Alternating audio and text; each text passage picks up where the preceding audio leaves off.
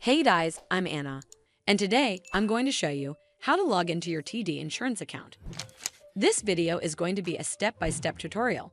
So, if you follow along, by the end of this video, you'll be able to log into your TD insurance account. So first of all, you need to open up a browser on your device, and then type in tdinsurance.com in the URL bar at the top, and then hit enter. It'll take a bit to load up the website. And once you're on this webpage, click on this login button right over here. It'll then take you to this login page. Over here, you simply need to enter in your TD insurance account login credentials.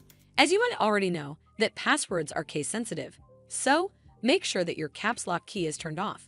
And lastly, click on the login button and you're done. Also, it might ask you for OTP at times, so make sure to have your phone or email ID handy. Well, that's how you log into your TD insurance account. I hope you found this video helpful, and if you did, make sure you give it a thumbs up to see more videos like this, and don't forget to hit that subscribe button. We'll see you in the next one.